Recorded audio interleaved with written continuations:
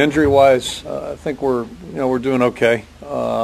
Jeff Tarpinian is still very doubtful. We're hoping he can work further this week and maybe get back for the week after, but we'll see how that goes. And then Mike Sabers is trying to work back. Hopefully he'll have a good day today and feel good tomorrow, so we'll see how that turns out as well. Everybody else, I think, has a better than reasonable chance to play.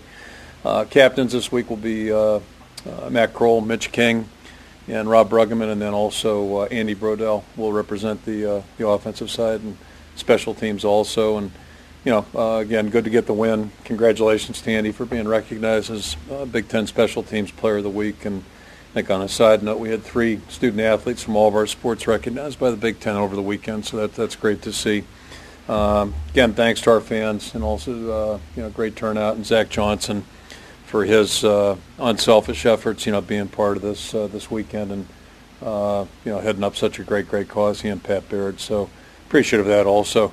We've got another challenge this week, certainly. Traveling on the road, first time to do that, and leave Kinnick here and hit the road on Friday, and then obviously we've got a tough opponent to get ready for, playing Pittsburgh, heading out there. So we expect it to be quite a challenge. It'll be another test for us. We happy about the weekend. Now we got to bounce back here and get our focus where it needs to be, and make sure that we have a good week of preparation, because again, it's going to be a tough contest for us, and it's probably going to be that way the next 9 ball games. So right now we're just worried about this one, and we'll go from there. But Pitt's a team we got great respect for. We know it's going to be a tough challenge, and hopefully we'll be ready to go.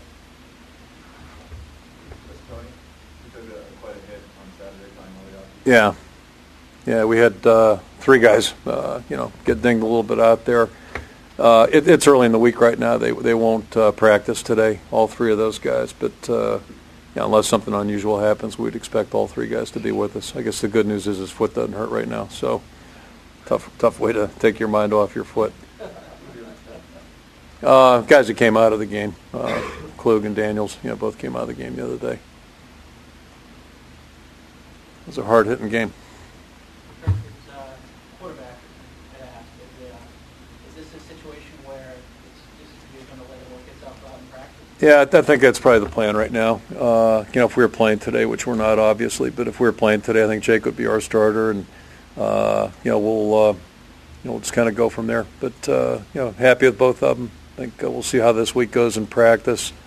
Like I said the other day, really not trying to be coy, and I don't think it's going to affect Pitt at all in preparation, because we're pretty much same team, running the same plays offensively. But we'll just see how the week materializes, and hope that both guys continue to prepare like they have been, and just see how things pan out. Would you consider using a rotation? I'd consider anything. I'm not sure I'd want to do that, but we'll just see how it goes. This is it's kind of been a unique experience so far. Be a homecoming for you. Yeah. Absolutely not, actually. Interestingly enough, yeah. That was Three Rivers. I have some scar tissue, plenty of scar tissue from being in there, because every time I coached in there, it wasn't a good deal. They really, Pittsburgh Steelers did a pretty good job against us in there. It was a tough place to play. And I've never been into Heinz, actually. I've been in PNC Park as a fan, beautiful baseball park, and driven by Heinz Field, probably 100 times, but haven't been in there. So it'll be good. It'll be good to get in there and see what happens, and hopefully it's a good matchup. I think, I don't know how much our fans know about Pittsburgh in general. I know our players probably don't know much about it, so a little bit of an educational experience. It's good to, play another team from another conference, and hopefully be a good deal. And I think we got the ticket situation under control, which is even better. Are you thinking at all about, obviously, again, you want to win it, stop actually family with the stands? Yeah, I just said on the teleconference a few minutes ago, it's really like a bowl game, only shorter. Bowl games are great things for the fans. They're great things for families, but they're not great for coaches and players, because you're practicing, trying to get ready for a ball game, and then you got to play a game. So it's really like that, only as much smaller scale. It's less than 48 hours. I'll get in. Might be able to say hello to a couple people Friday evening when we're done with our meetings. But pretty much, we're just going to play a game, and hopefully all three of my friends and my family members understand that. How familiar are you with Coach Wannstedt? I've known Dave a long time. We both were grad assistants at Pitt. Big difference is he played there. And Pitt didn't want me. They were trying to win. So, but he played there, coached there, left 4 or 5 years, I guess. Not even that. He left when Jimmy Johnson went to Okie State, late 70s. And then, he'd come back and visit the year I was there, so I get to know him then. And, we've crossed paths. Ironically, when we were in Cleveland, we used to go to Platteville and train against the Bears. We've kind of known each other through the years, and I've known Tony Wise probably better. Tony's kind of a similar guy. Tony was a GA at Pitt with Dave and went to Oklahoma State with Jimmy Johnson. Being a line coach, we've gotten to know each other through the years, and good people. Dave's an excellent coach. He's done a great job there, and he's back home. Grew up in Pittsburgh and played at Pitt, so he's truly at home, and I think he's doing an excellent job there. If I remember right, when you were at Cleveland, you went over to Platteville to scrimmage with two of the biggest people on the face of the earth, got in a fight during one of the practices. One was Snowman and Orlando Brown. Yeah, Orlando Brown. There's kind of a line of our guys. Orlando Brown, Steve Everett, and that was a Michigan-Ohio State thing. And Orlando Brown was the protector there. So he got kicked out of practice, first practice, second year. He'd been thinking about that one all year. But yeah, we had some good heated practices with him, and it was good spirited work, and that's fun. Break up the monotony of camp. Orlando Brown's a big guy.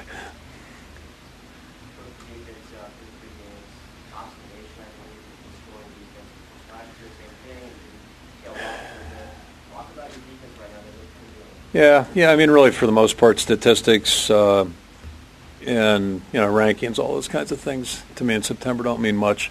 What is important though is how we're doing things, and I think the guys are working hard. We're doing a lot of good things. We still have a lot of things we can get better at, and are going to have to get better at.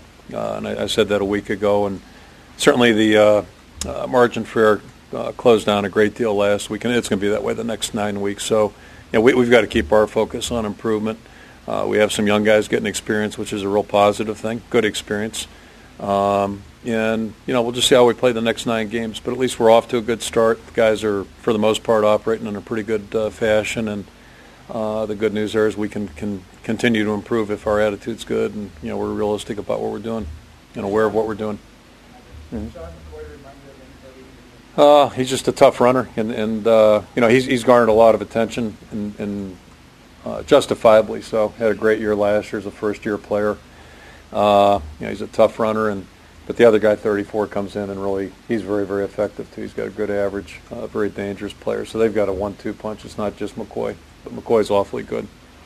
Is the team progressing the way you hoped it would through 3 games? Yeah, I'm pleased with our attitude, and I'm pleased with our competitiveness, if you will, and. We were happy, first of all, happy to win Saturday, but also, we had to respond numerous times. You start with the first play, that was an ugly first play.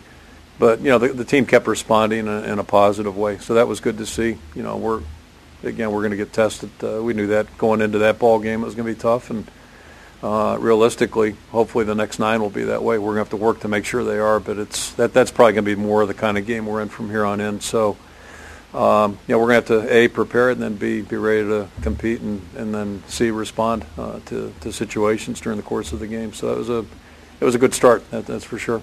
In addition to playing Iowa State every year, it seems like you guys always have a non-conference BCS team on the schedule. Is that a conscious effort? Yeah, in theory, that's what we're trying to do. The Iowa State series, I think, is locked in, which is great. And then, trying to find another BCS conference school, and then we go from there. But that's kind of been our mode of operation in general terms, and not every year it's possible. We had somebody pull a series on us last, a couple of years back, so that alters things. You're scrambling a little bit, but I think things are pretty well in place. Who was that number? I can't remember. That was a long time ago. Yeah, a long time ago.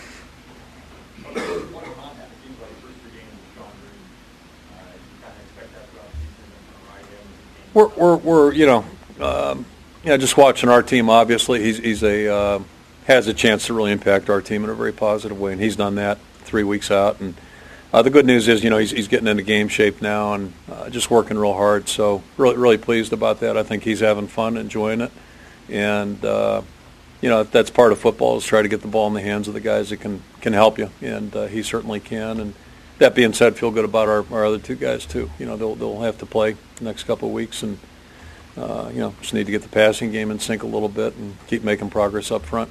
After the academic problems that he had a few years ago and leaving the team, how nice is it for you to see him not just get back to the team, but get back to the team and be a significant contributor? Yeah, it's a little bit like we talked about the other day. You talk about guys like Andy Brodell, Pat Anger, and Sean. They've all faced their own forms, different forms of challenges, and it's good to see that. Good to see guys stick with something and come back and fight hard, and then on top of that, experience success. So those are feel-good stories, and but all three cases, and we got plenty more than that, but all three cases are just reflective of those individuals, having good attitudes and continuing to persevere, even though things get a little bumpy.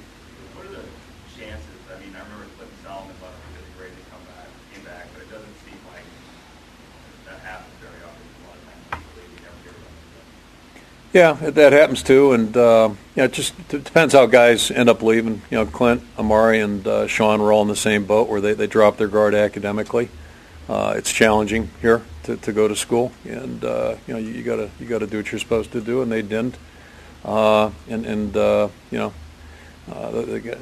fell victim to a decision that none of us make. It's not in our jurisdiction. So, but all of them paid the price to get back here, and I think they'll pay a little closer to attention. Hopefully, those are good stories for other guys too. And you hate to see anybody leave your program. You sure hope they get a chance to come back, want to come back, and do the work necessary to come back. And when it goes the other way, it's a loss for everybody. You have a relatively young emotion with challenges of playing on the road for the first time of the year. Well, just I think them realizing that the game is the game, no matter where we're at, what the terrain may be, what the stadium looks like, or what the uniforms the other team may look like. You got to get ready to play the game and focus on that. Not geez, look at that building, or boy, there's Three Rivers, right outside the stadium. It's probably why they called the other stadium Three River Stadium. But those kinds of things, that it's not a field trip. We're going over there to play a game just like we have the last 3 Saturdays. But for the younger guys, it's a little bit of a novelty. And, so hopefully they're able to keep their focus where it needs to be so they can, perform on Saturday when game time comes around. The bottom line is we're trying to win, so we'll do whatever gives us the best chance. And, conditions the other day were a little tough. The opponent was tough, and we weren't throwing the ball especially well. So that's what worked for us that day, and we'll do whatever we have to do to try to win the game, though. But it's a good formula. I assume it will be. I'll tell you, Andy's done a great job, and the saddest part about all this is by far the best the field's ever been in 10 years. A 10 years reference. The field's been firm. We've been scrimmaging there twice. 2 games prior to, and it just was in fantastic shape. So, we knew we had a drainage problem there, and we were hopeful that wouldn't be the case where we'd have to play after a heavy amount of rain.